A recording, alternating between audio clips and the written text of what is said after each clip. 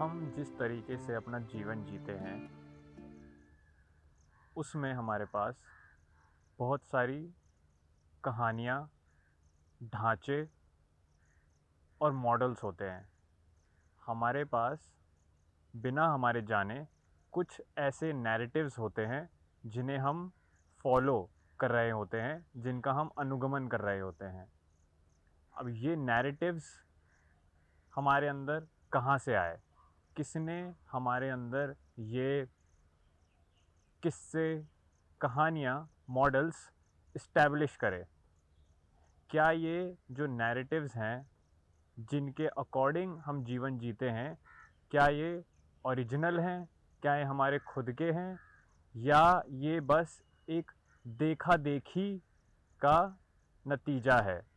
या ये बस कुछ एक माहौल का उधार है जो हमने ले लिया है? ये एक प्रभावों की, बाहरी प्रभावों की और हमारी कंडीशनिंग का कहीं न कहीं एक पूरा पुलिंदा है, जो ये मॉडल्स, ये नैरेटिव्स को हमारे अंदर जन्म देता है। बिना हमारे जाने कि हम किन कहानियों पर चल रहे हैं, किन कॉन्सेप्ट्स पर अपना जीवन बिता रहे हैं, हम उनको ज़िंदगी भर फॉलो करते रहते हैं। हमें पता भी नहीं होगा कि वो क्या नैरेटिव है जो हम फॉलो कर रहे हैं, लेकिन अगर ध्यान से हम अपने जीवन की सच्चाई को देखेंगे तो दिख जाएगा कि ये एक तरीके की, एक ढांचे के अनुसार मेरी सोच है और इसी सोच पर मैं चलता हूँ। और अब वो ढांचे, वो मॉडल्स, वो नैरेटिव्स कैसे होते हैं? अलग अलग तरीके के बहुत सारे कॉन्सेप्ट्स में से एक कॉन्सेप्ट हमारा ये भी होता है कि भाई, ज़िंदगी तो बस ऐश, मज़ा मस्ती और मौज का नाम है। अगर हमारी लाइफ में किसी भी तरीके का मज़ा नहीं है, मौज नहीं है, हम कोई ऐश नहीं कर रहे, तो ज़िंदगी ही बेकार है। बड़ी ही नीरस, बड़ी ही सूखी, बड़ी ही उबाऊ है हमारी ज़िंदगी, अगर हम अपने मौज मस्ती और ऐश का बंदोबस्त नहीं कर रहे हैं। हमें पता होना चाहिए क्या है हमारी वो चीज़ें जिनसे हमें एक चैन, सुकून और आराम आता है। और अब ये मौज मस्ती, ये ऐश दिखती कैसी है? इनमें होता क्या है? ले दे के हम पाएंगे कि ये कुछ चुनिंदा ही चीज़ें हैं जिनमें हमारी ये जो मौज की जो कहानी है, जो नैरेटिव है, जो कॉन्सेप्ट है, वो फिट हो जाता है। और मोस्टली ये सारे कॉन्सेप्ट ग्रैटिफिकेशन से ही जुड़े होते हैं, कंजम्पशन से ही जुड़े होते हैं, हमारी बॉडीली प्लेजर्स से ही अधिकतर जुड़े होते हैं, जिसमें हम खाना पीना इंक्लूड कर सकते हैं, जिसमें हम सेक्स इंक्लूड कर सकते हैं, जिसमें हम नशा अलग अलग तरीके का, ज़रूरी नहीं पदार्थों का ही हो, बहुत अलग अलग तरीके का नशा, कि बातों का नशा। अधिकतर हम पाएंगे कि हम बोलते ही जा रहे हैं और जितना हम बोलते हैं हमें उतना अच्छा लगता है, तो ये बातों का नशा और मनोरंजन का नशा जो हम लगातार अपने आप को देते रहते हैं।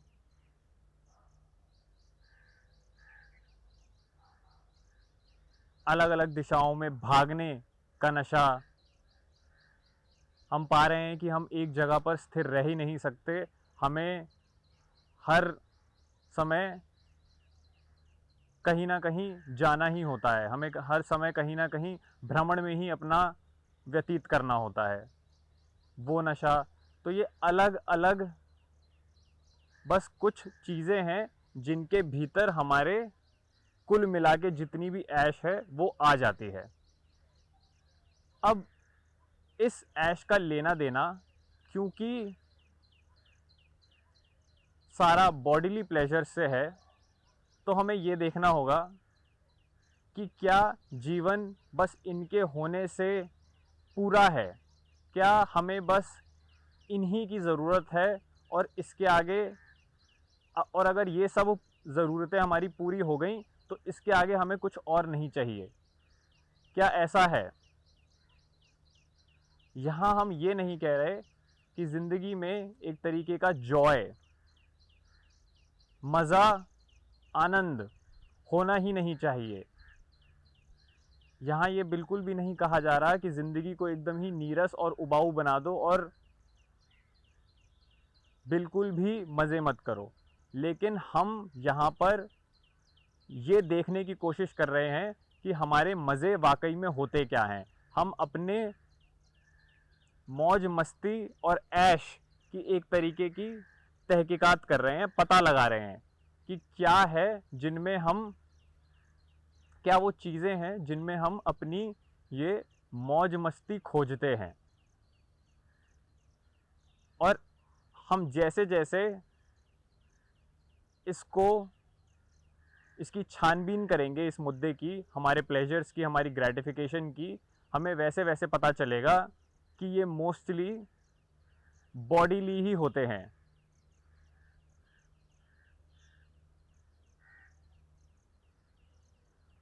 और अगर हम बस अपनी ज़िंदगी में अपने शरीर तक ही सीमित हैं तो क्या ये काफ़ी है हमारे लिए? हम यहाँ पे किसी भी तरीके की डूज़ एंड डोंट्स की इस्टेब्लिशमेंट नहीं कर रहे हैं। हम ये नहीं कह रहे हैं कि ये करना चाहिए, ये नहीं करना चाहिए, ऐसे मज़े करो, वैसे मज़े मत करो। यहाँ पे जो कोशिश है वो ये देखने की है, वो ये समझने की है कि हमारे मज़ों में जो हमारी ऐश के विषय हैं उनमें हमारी कोई वाकई में ऐश हो भी रही है, उनमें क्या किसी तरीके का असली मज़ा, एक गहरा आनंद है भी, या ये भी बस एक मान्यता ही है कि बस ऐश इन सारी चीज़ों में होता है और कहीं नहीं होगा। तो यहाँ तक हमें ये समझ आ रहा है कि ये जो हमारी मौज मस्ती और ऐश के विषय हैं ये सीधे सीधे बॉडीली प्लेजर्स से ही जुड़े हुए हैं। और क्या ये बॉडीली प्लेजर्स फिर इंसान के लिए काफ़ी हैं? क्या बस इनका सेवन करके, इनका कंजम्पशन करके मनुष्य अपने आप को एक ज़िंदगी भर की खुशी, एक गहरी खुशी दे सकता है? क्योंकि अगर मनुष्य भी उन्हीं चीज़ों तक सीमित है जहाँ पर जाकर जानवर को भी चैन मिल जाता है, तो हमें इस चीज़ पर सवाल उठाना होगा।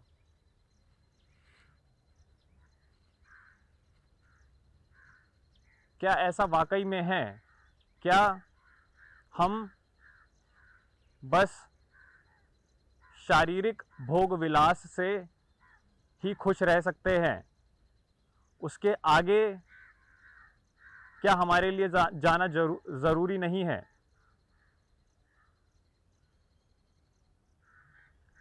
और हम ये पाएंगे कि अगर हम इन्हीं में ही, इन सीमित मौज मस्ती और ऐश के अड्डों पर ही अपनी जीवन की रेखा खींच देते हैं, तो हमें दिखेगा कि हम कैसे इनसे जल्दी जल्दी ऊब भी जाते हैं कि एक समय के बाद हम बोलते हैं कि यार अब बस हो गया, कि एक समय के बाद हम कहने लगते हैं कि नहीं नहीं अब काफ़ी है, अब इससे ज़्यादा करेंगे तो हमें शायद हानि ही होने लगेगी। तो अब हमें ये भी पता चल रहा है कि ये जो हमारे मज़े की चीज़ें हैं, जो हमारे मौज की चीज़ें हैं, ये भी एक सीमा तक ही करी जा सकती हैं, क्योंकि एक सीमा के आगे इनसे इंडल्ज करना हमें पता चलेगा कि हमारे लिए ही एक हानि साबित हो रहा है। अब देखने वाली बात यह है कि अगर किसी चीज़ में हमें वाकई में मज़ा मिल रहा है, अगर किसी चीज़ में हमें वाकई में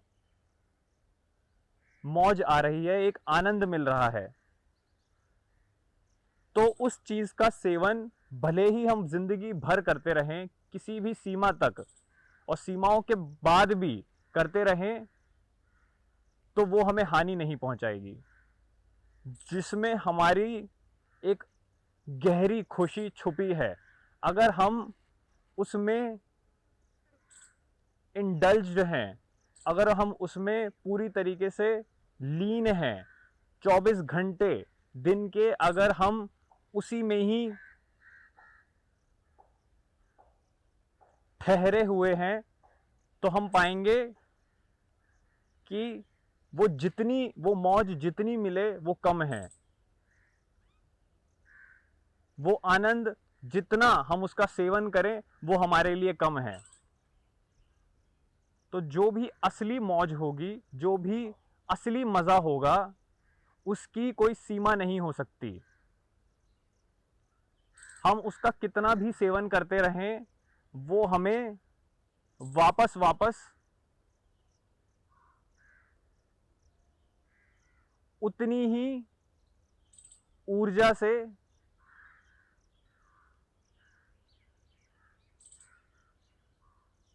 उपलब्ध रहेगी, वो हमारे लिए कभी भी हानि में बदल नहीं सकती। अभी हमारे जो मौज मस्ती के तरीके हैं, अगर हम उनमें एक तरीके की ओवर इंडल्जेंस दिखा देते हैं, तो वो हमारे लिए परेशानियां खड़ी करते हैं। लेकिन अगर हम असली चीज़ के पास जाएंगे, अगर हम वाकई में पता लगाएंगे कि एक वास्तविक मौज कहाँ पर है, और उसका सेवन अगर हम 24 घंटे भी करते रहे, तो भी हमें ये देखने को मिलेगा कि उससे कोई हानि नहीं हो रही हमारी, उससे कोई किसी भी तरीके का हमारा नुकसान नहीं हो रहा। उल्टा वो जीवन को और सुंदर और विशाल बना रही है, वो जीवन में एक ऐसी गहराई ला रही है जिसकी हमें सख्त ज़रूरत है। वो ऐसा नहीं है कि वो आई तो ठीक है, नहीं आई तो ठीक है। ये मौज की, इस मस्ती की जो असली चीज़ है, इस ऐश की हमें वाकई में एक ज़रूरत है जीने के लिए। बिना इसके जीवन हम पाएंगे कि बेरंग रहेगा। और क्योंकि हमारे पास ये असली मौज नहीं है और इसीलिए हमारा जीवन बेरंग है, इस बेरंग जीवन को भरने के लिए ही फिर हम उन मौज मस्ती के मुद्दों पर जाते हैं, उन अड्डों पर जाते हैं जहां हमें लगता है कि हमारी जीवन में रंग भर जाएगा।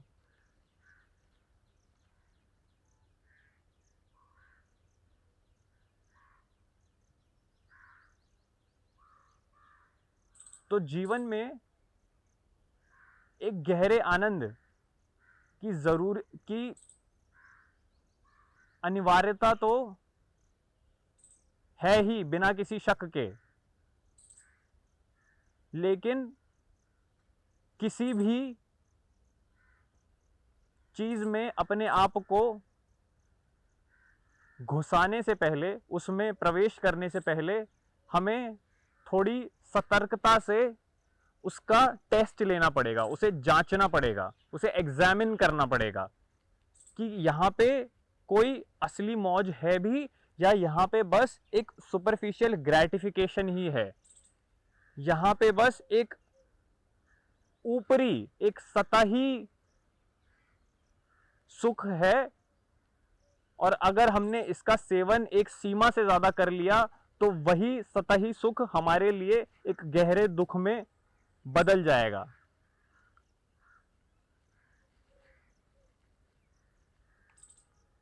तो जीवन का कहीं ना कहीं एक नजर में लक्ष्य तो यही है कि हम एक पूरे समय गहरी मौज और आनंद में रहें, लेकिन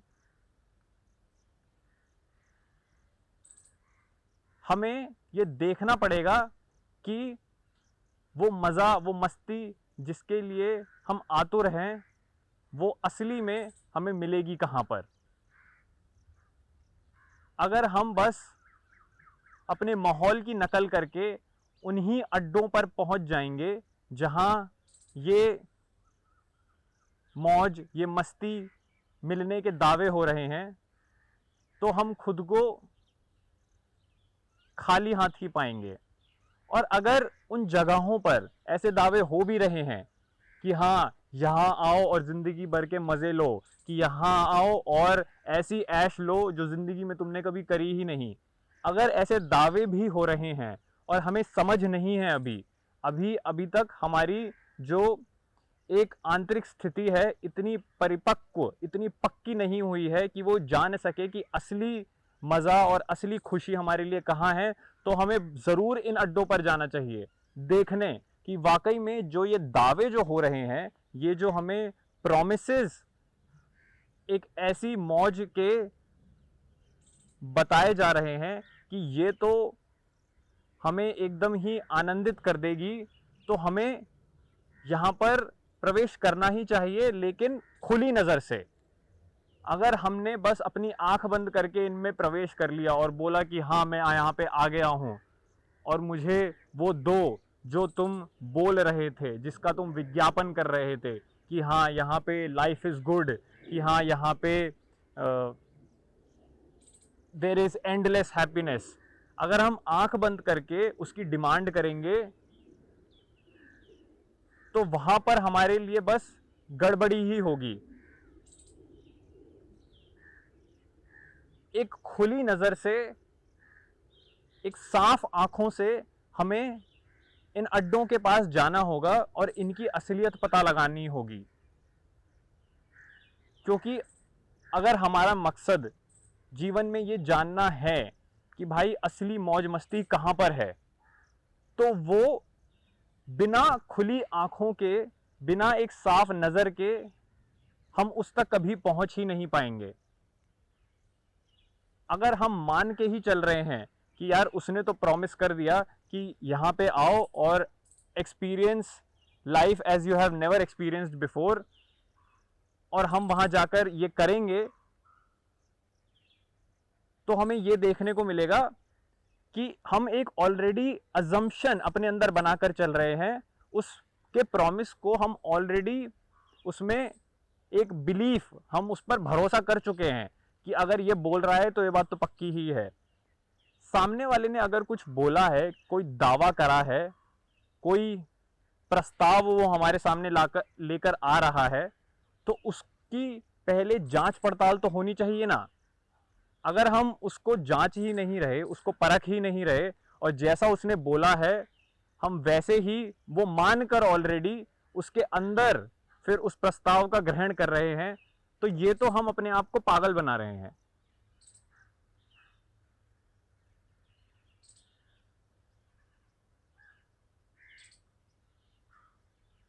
सामने वाले की पूरी आजादी है हमें ये बताने की कि हाँ उसके यहां आओ और ऐसा मजा ले जाओ, लेकिन ये हमारे ऊपर है अब देखना, एक जगी हुई दृष्टि से ये समझना कि हाँ भाई यहाँ पे वाकई में वो है भी जिसका तुम दावा कर रहे थे या नहीं।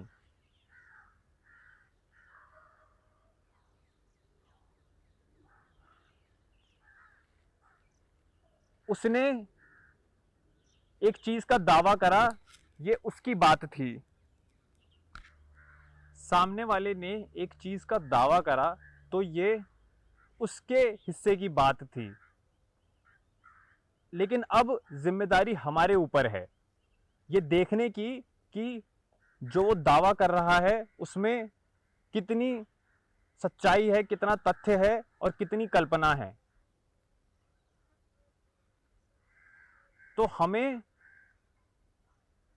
अपने आप को अपने भीतर एक सहज सतर्कता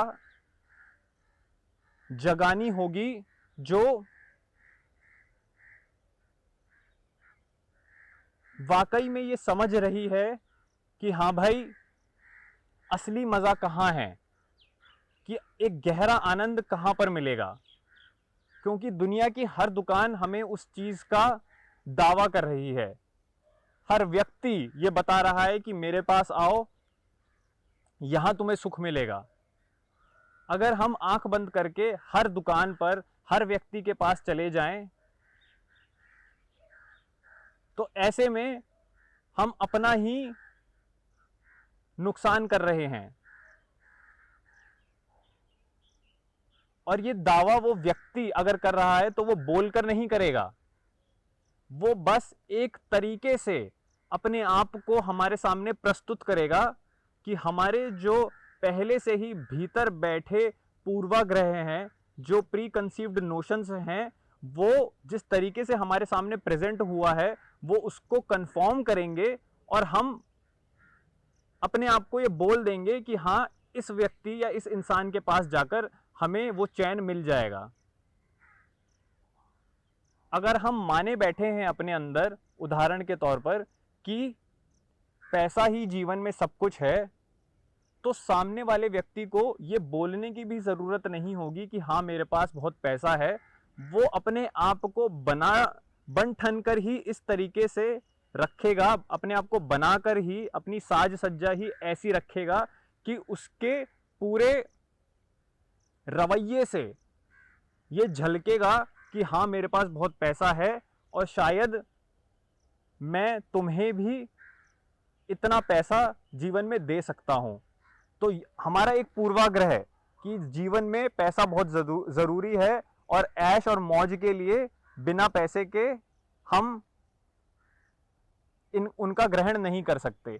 ये हमारा पूर्वाग्रह है। और अब ये बाहर का कोई एक व्यक्ति है जो हमें बता रहा है कि देखो, जो तुम्हारा पूर्वाग्रह है वो तुम मेरे पास आओ, मैं तुम्हें वो चीज़ दूंगा। उसका मैं दावा देता हूं कि मेरे पास आने से तुम्हारे पास ये चीज़ आएगी। तो हमें ये पता भी नहीं चलेगा कि कब हमने हमारी आंखें बंद हुई और हम सीधे सीधे उस व्यक्ति के पास चले गए, उस दुकान के पास चले गए।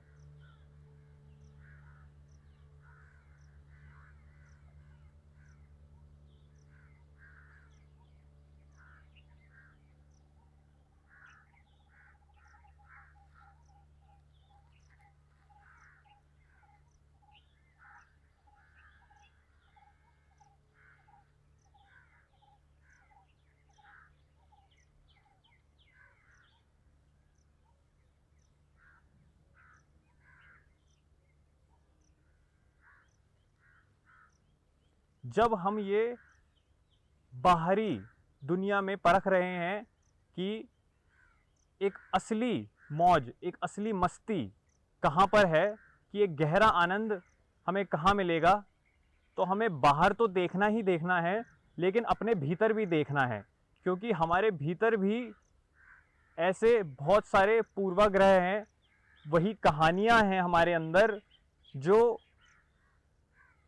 हमें बाहरी चीज़ों पर एक आंख बंद करके भरोसा करने के लिए मजबूर करेंगी।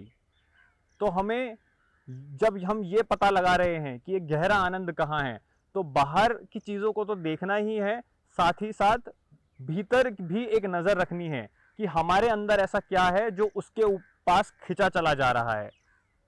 हमारे ही अंदर कुछ मान्यताएं और धारणाएं होती हैं जो बाहर के विषयों को, वस्तुओं को खींचती हैं। हमें अपने भीतर बसी उस चुंबक का भी पता करना होगा,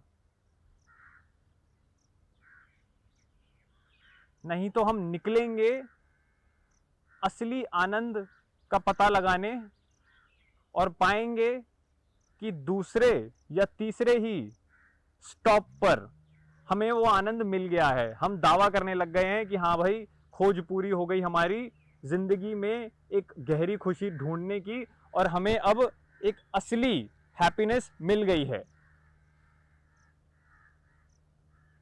जितनी हमारी आतुरता होगी, वो गहरी मस्ती, जितनी हमारी आतुरता होगी, वो गहरी मौज, उस आनंद को पाने की हम पाएंगे कि उतनी ही जल्दी वो हमें दिखने भी लग जाएगी। तो हमें अपनी आतुरता को भी लेकर सतर्क रहना होगा।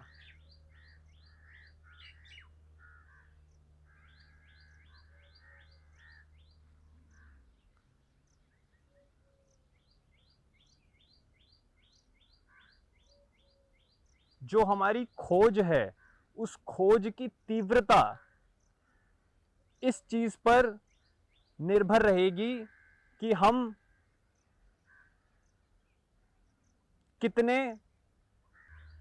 कितनी साफ नजर से चीजों को देख रहे हैं।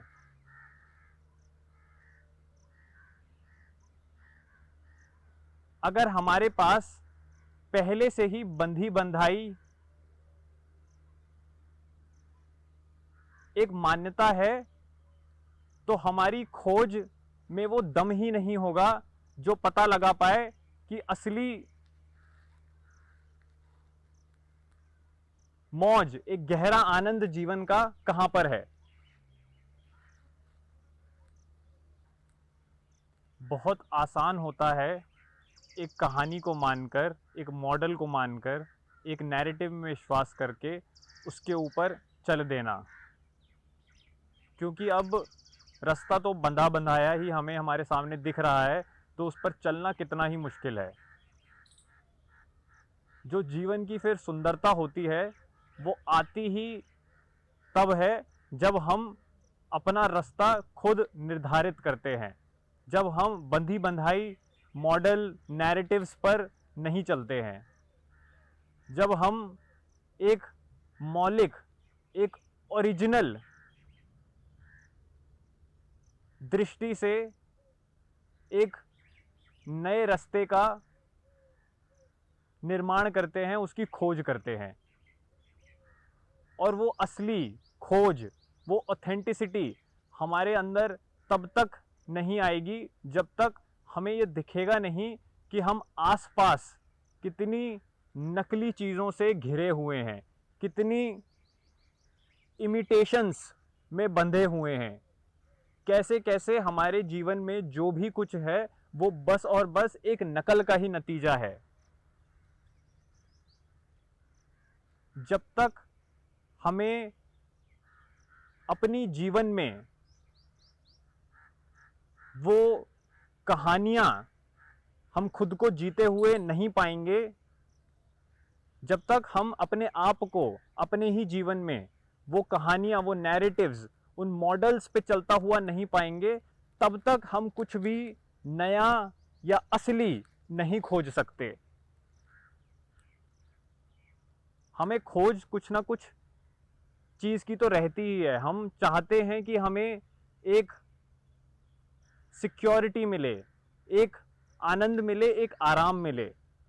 लेकिन जब हम इस सिक्योरिटी को, इस आनंद को बंधी बंधाई रास्तों में, कहानियों में ढूंढने लग जाते हैं, तो हम अपने आप को उस असली चीज़ से वंचित कर देते हैं।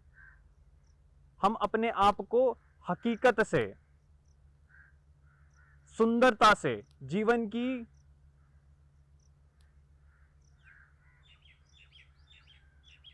गहरी खुशी से अपने आप को दूर कर देते हैं।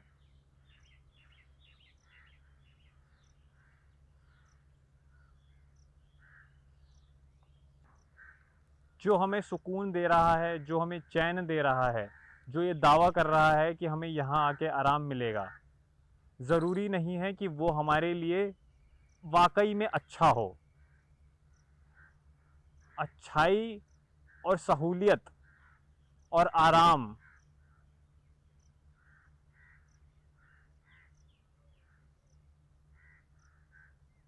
ज़रूरी नहीं है कि हमें एक ही जगह पर मिल जाएं।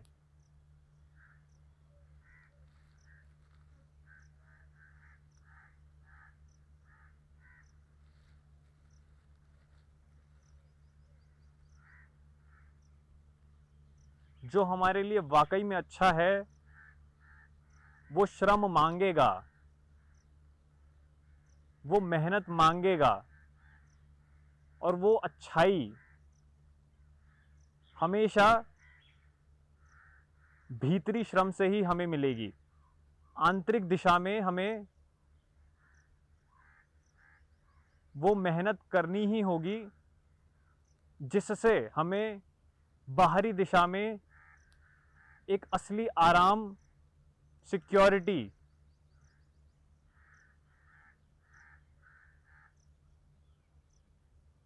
और चैन शायद मिल सकता है।